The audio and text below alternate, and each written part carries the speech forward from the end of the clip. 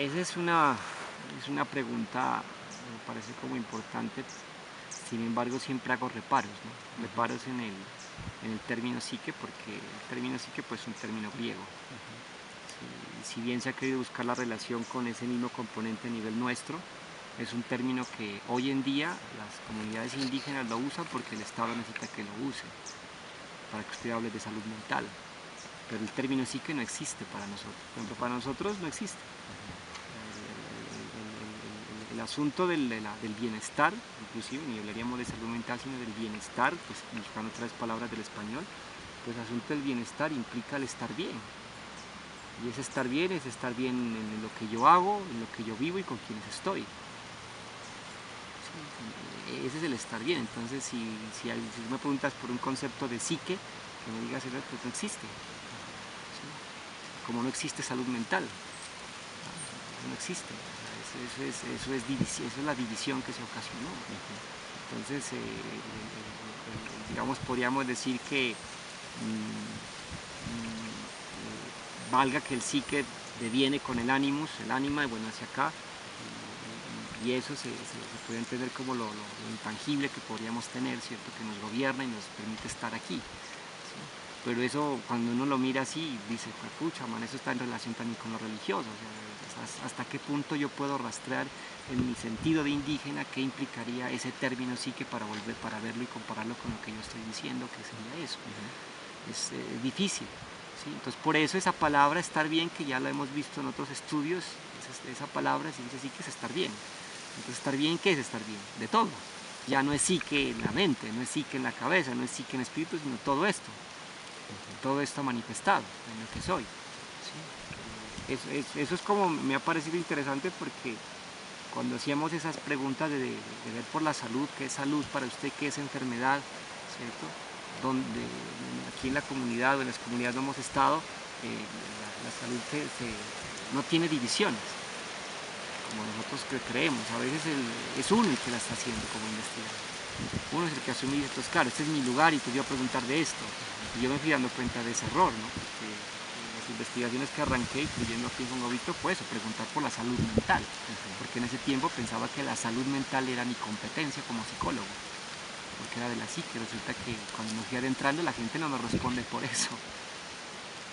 Entonces yo era que había sido educado para pensar que la salud mental era en la psique y la psique estaba en el ánimos, y bueno, y de algunos pensar que es el cerebro, que lo siguen todavía cortando más al hombre, ¿cierto? Y la gente no te da razón a esas divisiones.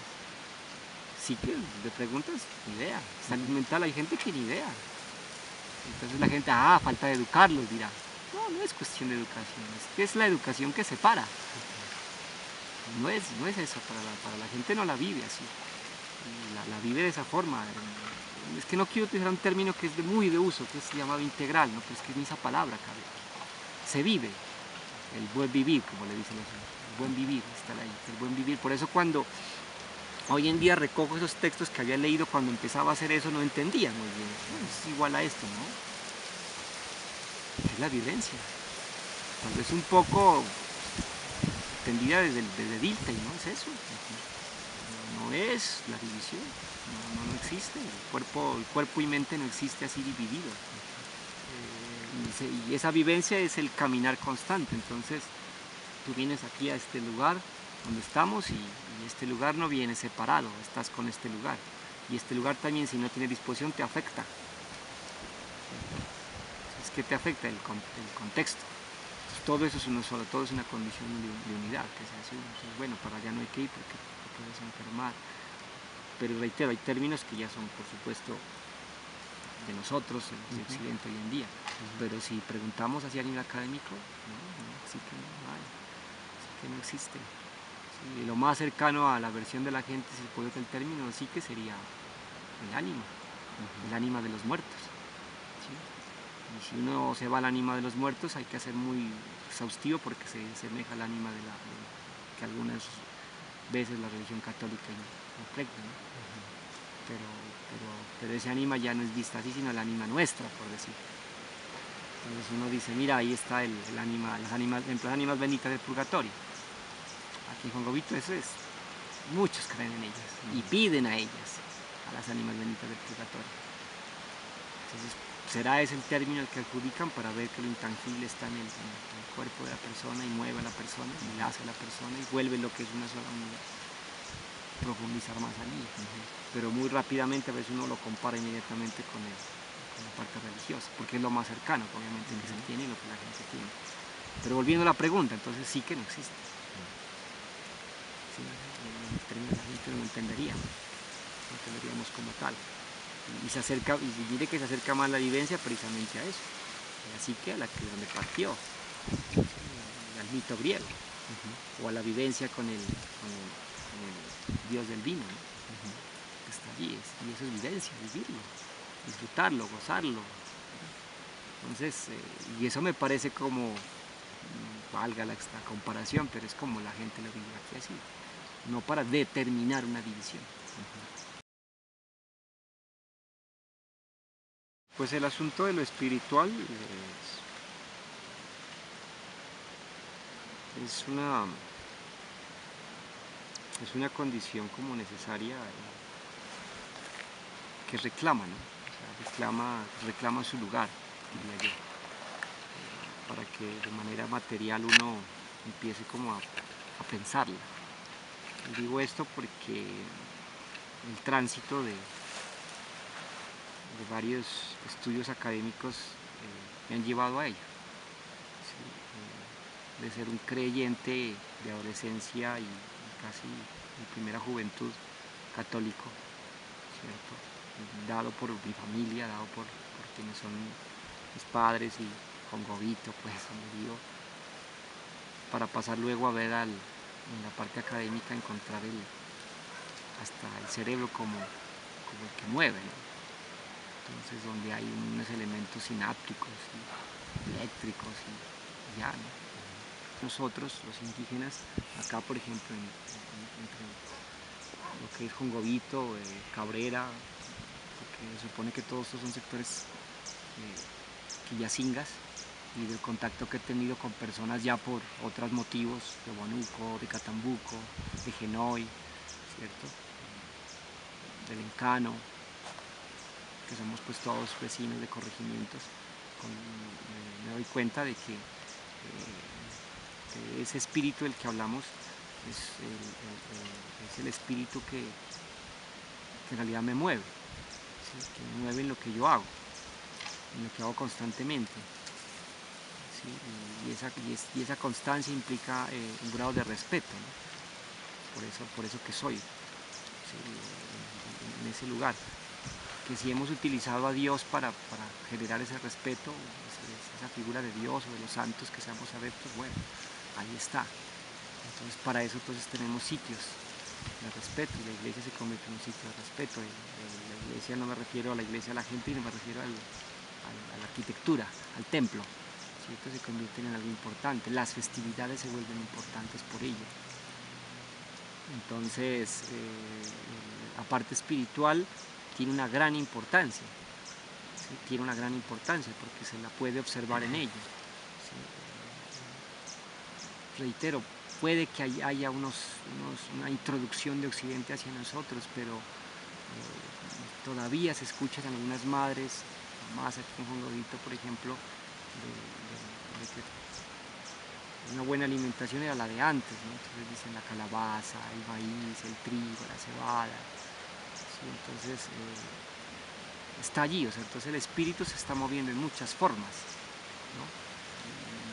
Y esa condición es que era mejor antes que ahora, y ese antes mejor que ahora, el nivel de la gente, es por la forma como las creencias tenían ese respeto, y ese respeto implicaba siempre el respeto al mayor, a la mayor, a la señora, al señor, cosa que hoy no se puede observar igual. Hablo de mi contexto, la gente ve eso, entonces cuando entre diferencias, recorridos, esos tránsitos, la parte espiritual sí está allí, es permanente, es por lo que el psicólogo no pregunta. El psicólogo te pregunta por síntomas, el médico pregunta por síntomas, ¿sí? Y la gente guarda lo que implica su condición espiritual. En ese sentido, puede que hay gente que diga que son creencias religiosas, pero es que eso no es solo una creencia, no es un elemento cognitivo, solamente exclusivo, una idea, es una condición de vivirse, de cómo lo vives, cómo vives este espíritu. Entonces, en nosotros, como parte de Jongobito, parte de las actividades indígenas, ese espíritu es de respeto. ¿Sí? Existe un respeto hacia ello, solo que se vuelve muy nuestro, muy de adentro, menos compartidos porque el sistema no lo registra. Entonces, el médico no pregunta por eso, el psicólogo tampoco pregunta por eso. Hoy en día no lo sé si el sacerdote en qué forma lo hará, pero entonces no hay esas condiciones. Entonces, pero nosotros sí estamos en esos lugares. Entonces, en las casas donde uno ingresa aquí en Jongobito siempre va a encontrar el cuadro del Sagrado Corazón de Jesús, de la Virgen María, ahí sobre una repisita, a veces unas florcitas a los costados, a veces alguna vela, ¿cierto? Y de eso no me tiene que estar hablando cotidianamente el vecino que camina conmigo en la calle, pero ahí está su condición de respeto hacia ese lugar. Eso todavía lo observamos en varias cajas de aquí. Está ese elemento ahí constitutivo que forma parte de una representación, ¿no? de lo que implicaría lo religioso, lo que implicaría el bienestar, así se esté en las condiciones que se esté. Y me refiero cuando hemos encontrado, por ejemplo, en Cabrera encontrábamos personas con enfermedades, y sin embargo existe esa parte espiritual a la cual se le sigue dando el debido respeto, ¿no? A la cual se le honra. ¿Sí? Y aunque el adulto mayor lance una acusación contra los jóvenes que no lo están haciendo, es el joven, pues por supuesto que está con las conexiones de la educación de ciudad, ¿cierto? La educación occidental, donde claro, ya no sea, el profesor ya no habla de esos términos, lo que antes la educación sí lo hacía, pues obviamente, reitero, por su condición católica se imprimía mucho ese elemento de creencia religiosa, pero en lo que ya nos queda en la religiosidad nuestra es eso, cómo la vivimos en la cotidianidad, ¿no? cómo se vive, cómo se la vive. Entonces, este espíritu que nosotros tenemos, con el que nos movemos, es el espíritu que está en conexión con el todo y al cual le tenemos una reverencia, unos lugares específicos para ello. Entonces, cuando ayer me preguntaba, mire, lugares rituales aquí en Jongobito, entonces no tendríamos en el templo, que es el templo católico, ¿cierto? Pero resulta que cada quien tiene sus templos en sus casas para poder hacer esos actos. Y si no viene, y si no hay un templo, también existen los días religiosos que se respetan, ¿cierto? Entonces, esos días religiosos es el que permite que hoy es el día de la Virgen o del Santo X, y entonces en esos días se está previo a una organización, la gente está en ese lugar. Y si bien usted no verá una romería de gente, pues muchos no mirará, pero la gente se toca en esos instantes, ¿no? Y aunque el joven, ya hablando del joven, no esté en la misma manifestación espiritual en su diario vivir, a veces inclusive cuando ya llega el matrimonio es como que se da cuenta de que eso está ahí.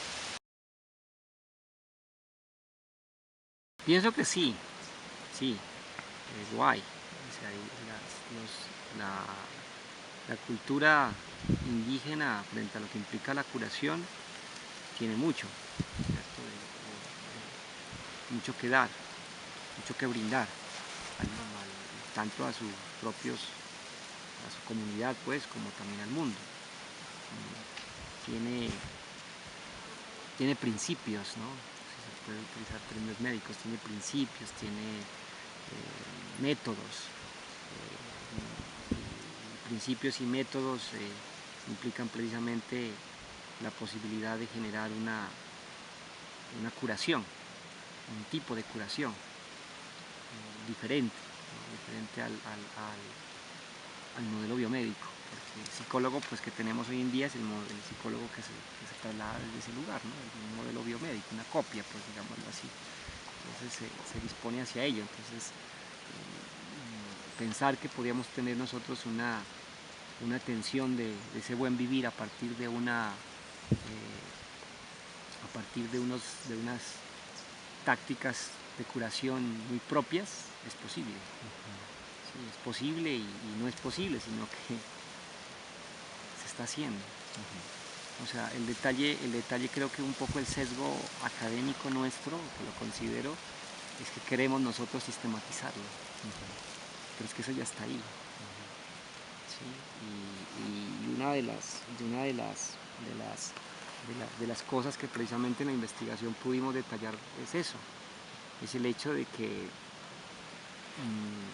si bien la gente no existe donde el psicólogo está haciendo prácticas para ese buen vivir constantemente. Y yo creo que a veces lo que nos ha llevado al desequilibrio, ¿cierto?, es precisamente esas urgencias de nuestros países, en este caso de Colombia al que pertenecemos, por cumplir con estándares socioeconómicos mundiales. Y eso implica desde nuestra educación hasta nuestra asistencia para la salud. Y la gente popularmente, indistinto de que el Estado esté promulgando y se esté buscando alcanzar estándares de calidad internacionales y demás, yo digo siempre, la gente vive.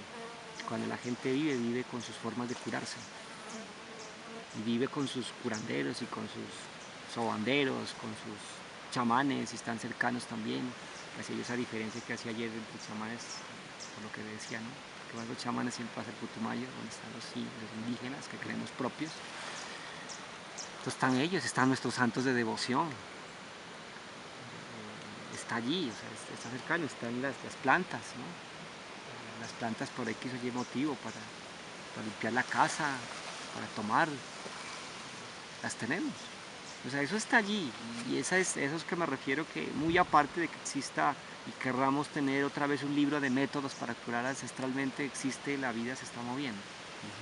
Y ahí sí estoy de acuerdo, valga el pesimismo que tengo con la influencia de la ciudad y de lo citadino y de eso que llamamos nosotros Occidente sobre nosotros, que a veces sí me causa desesperanza porque digo, parece que se perdiera. Pero entonces sí me pongo de acuerdo con Natán, que dice eso, ¿no? Natán establece que las sociedades desaparecen, no las culturas, lo que permanece. El espíritu de la cultura permanece.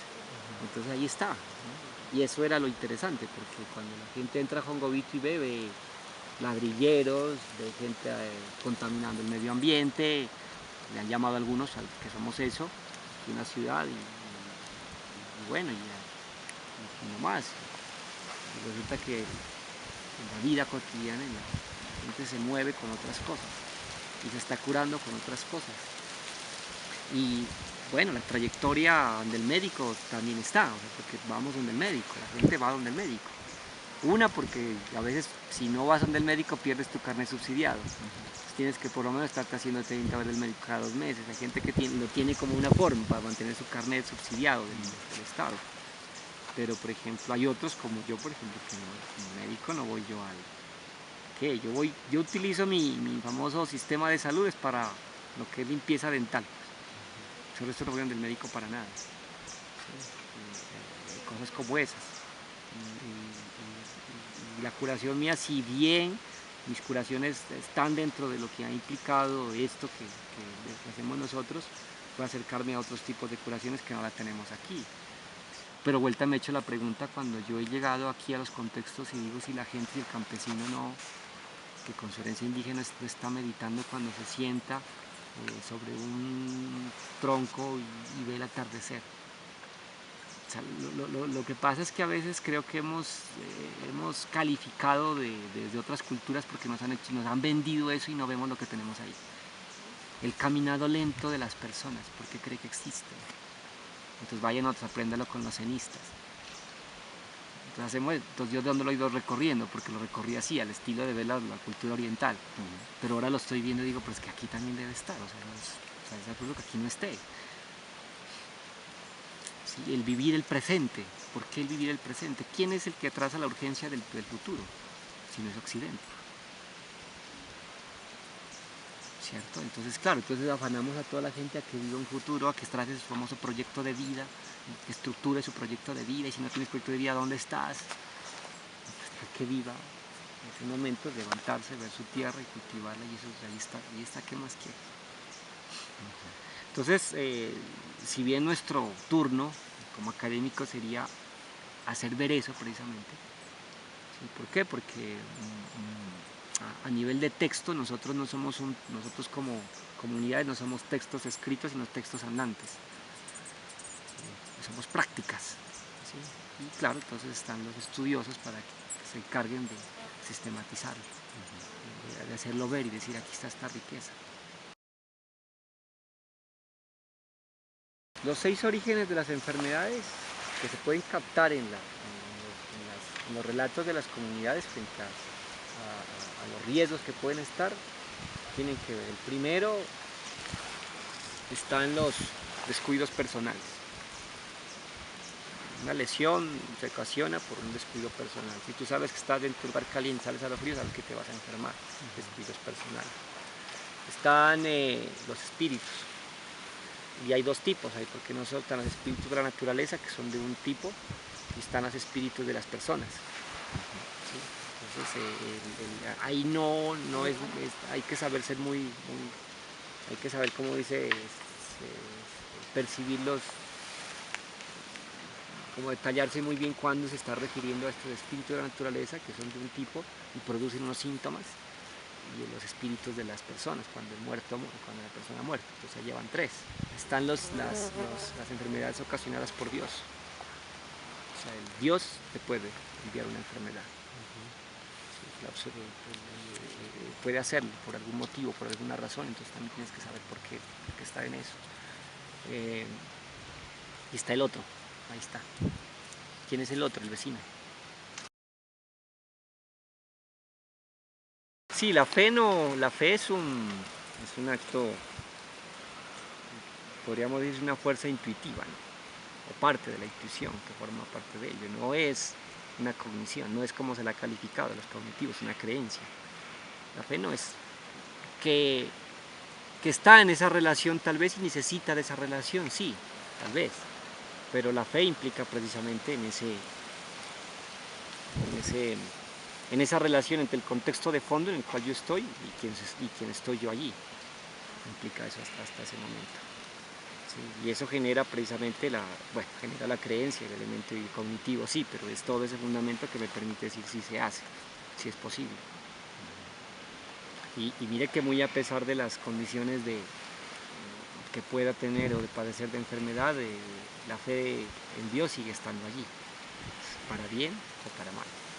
Pero mi abuelo tiene ahorita 98 años y mi abuelo es, abuelo, ¿y usted qué? Le decía otro día, bueno, abuelo, y usted que va a llegar a los 100, le digo, ¿no?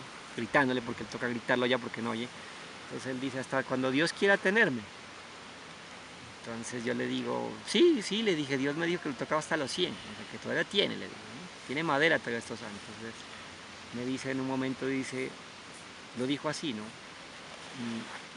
Pero en estos días me vino una noción. La noción es hasta el 28 de septiembre. Ya, yo no le volví a preguntar más, o sea, decirle, ¿cómo fue? ¿Quién le dijo? ¿No? Le vino una noción. Entonces, intuitivo, fe en Dios, algo que viene y te puede decir. Entonces ahora le digo, yo ahora voy a esperar el 28 de septiembre, pues, así que el 28 se va a fallecer. Pues, ¿no?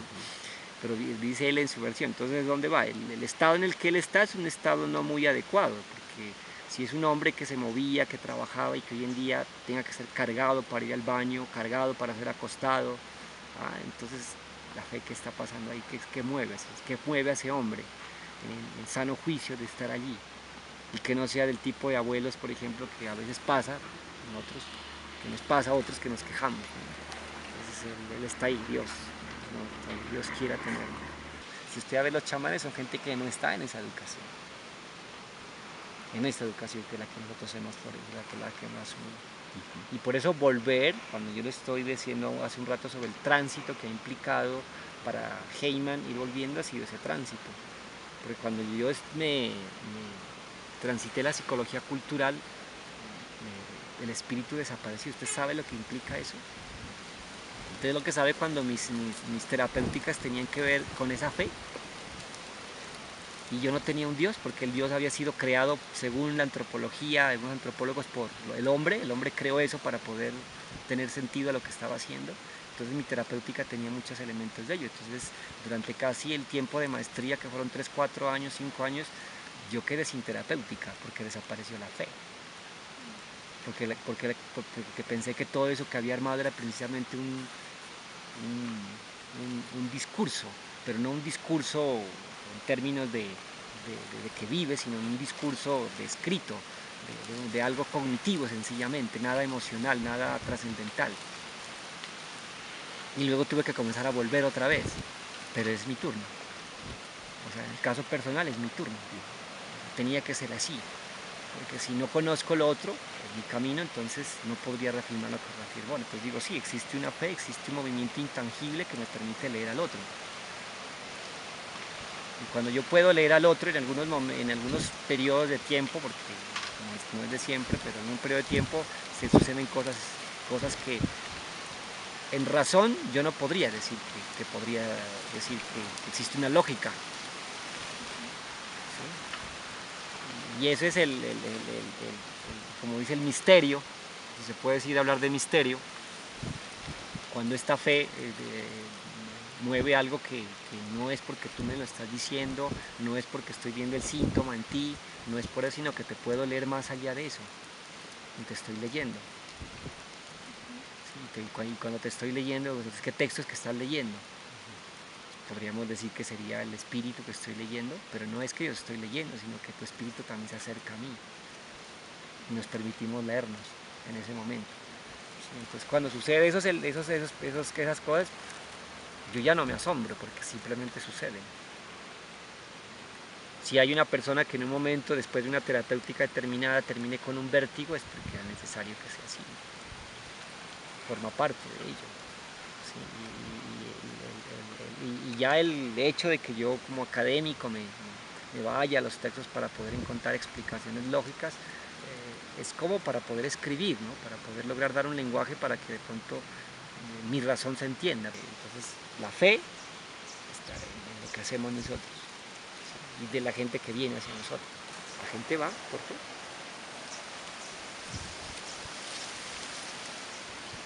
¿Ve? Y va y la gente hace su tratamiento. Y la gente ve que Gregorio llega a su cama y lo trató y lo curó. Y así. ¿Fe? Y se mueve. Y se mueve. Entonces, ese término fe, pues, es un término que a veces se le ha querido dar solamente a la parte religiosa, ¿no?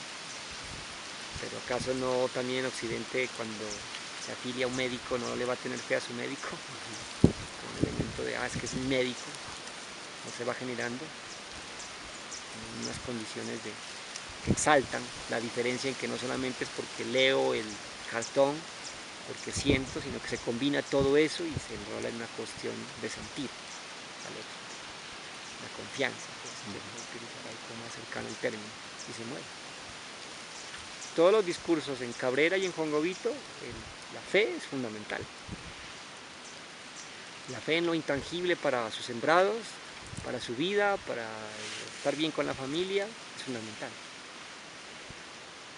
Entonces, cuando determinamos cuál es una de las herramientas más usadas por la gente, ¿cuál es? La oración.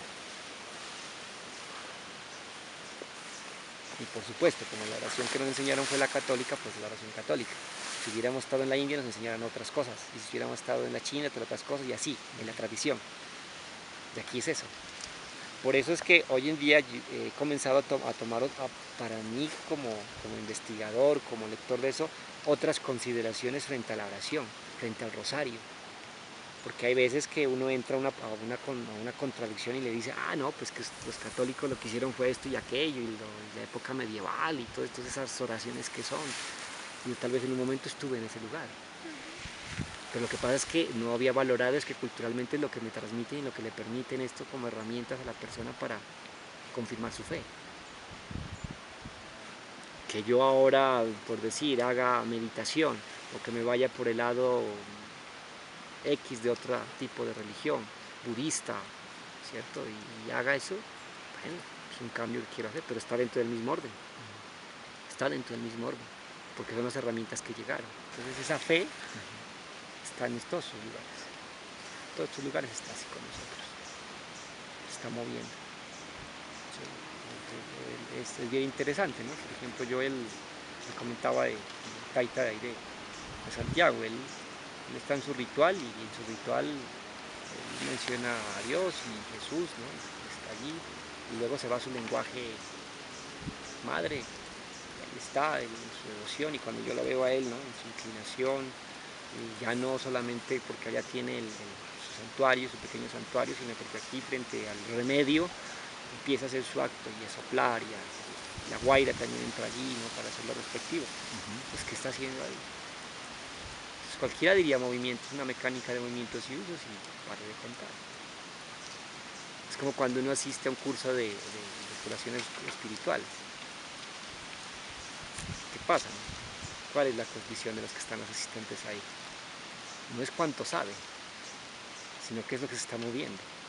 Y es una gran diferencia y la he podido ir observando en los tiempos, ¿cierto? Entonces no lo había entendido antes, no es cuántos libros yo me sé, porque hay gente que hay curanderos, vea, no saben ni leer pues, pero se trata de mejorar el estado de bienestar de alguien, o con una rama, o con las manos, o qué sé yo, con algún movimiento, cura.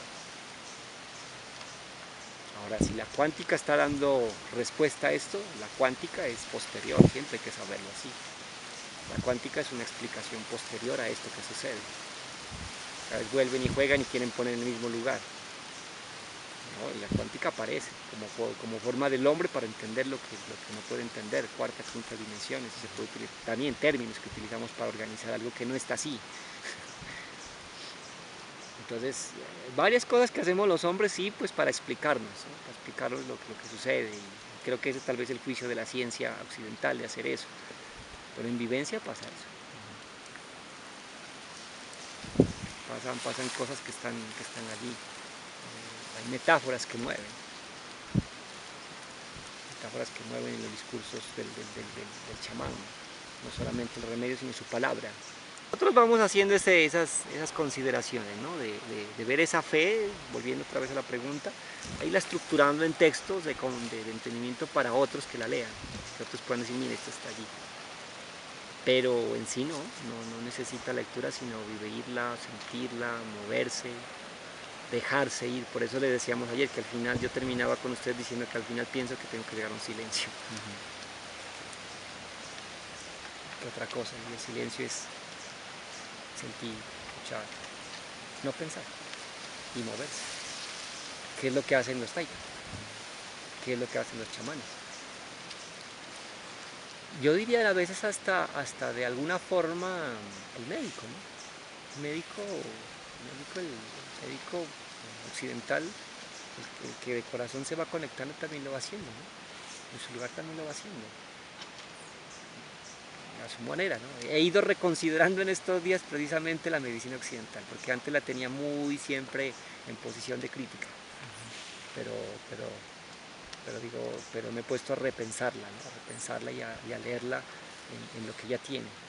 Entonces digo, no es la medicina, es el uso de esa tradición, porque es una tradición, es el uso de esa tradición que ha hecho, digamos, el capitalismo, el uso que ha hecho el poder de ella.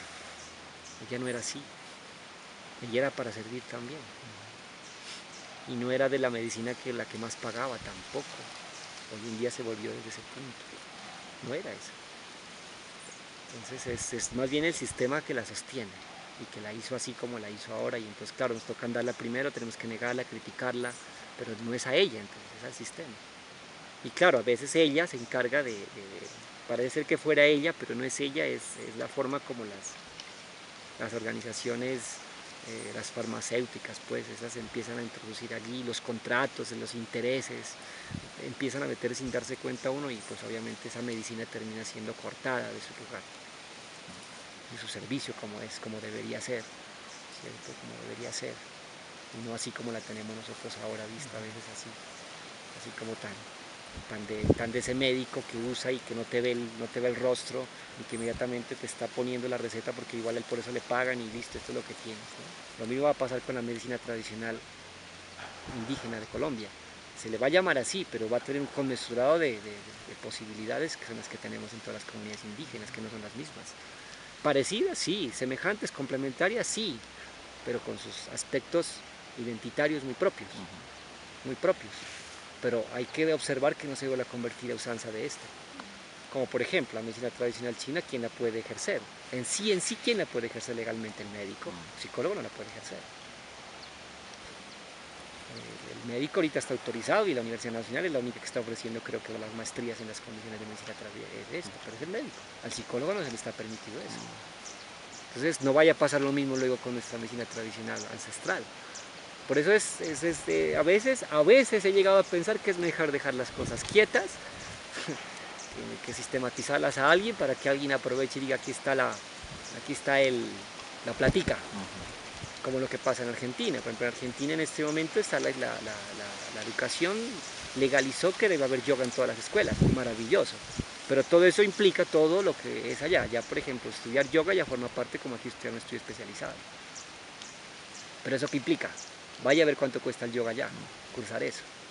Entonces porque allá vale más y porque allá estás allá voy a ir a estudiar porque allá sí está reconocido, entonces allá sí hay gente trascendental y aquí no la hay.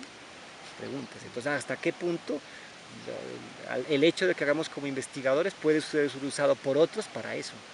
Para volverlo plata, volverlo riqueza, cuando esto no es eso. Ahí le estoy dando el ejemplo de los señores Juanitos. Es el ejemplo que dan ellos, 3.500 pesos, bueno, yo digo que en el tiempo que yo fui 3.500, de pronto ahora pasar por 4.500. Y eso también choca contra uno, pues, ¿no? Choca contra aquel docente que alguna vez le dijo a uno, saben lo que están pagando por su carrera, vayan y saben lo que tienen que cobrar afuera luego.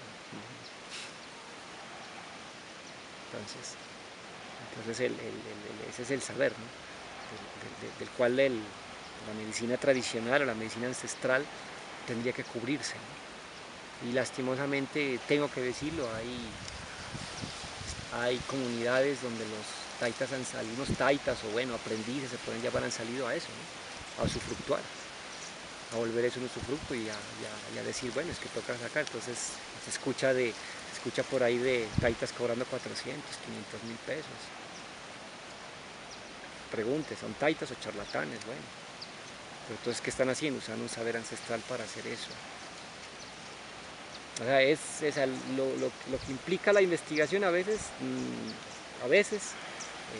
implica hacer conocer, hacer saber, pero para quien la usa también a veces, cómo la usa, ¿no? De qué forma la vamos usando. Entonces, volviendo a lo de la fe, la fe para estas medicinas está permanentemente allí, en nosotros. Entonces, la fe en los santos, la fe en el curandero, la fe en la hierbabuena. Yo le decía también que hay gente que está comenzando a perder la fe, dice uno, ¿no? Que antes esta matica me hacía bien, ahora ya no me hace bien. Ahora toca además de eso tomarse la aspirina o el ibuprofeno para el dolor, y además eso tomárselo con la agua aromática, porque ya la agua aromática por sí no hace la fe. Entonces parece que la fe no se le puede dejar entonces solo al carácter intuitivo, sino que a veces esa cognición también necesita cuidarse también.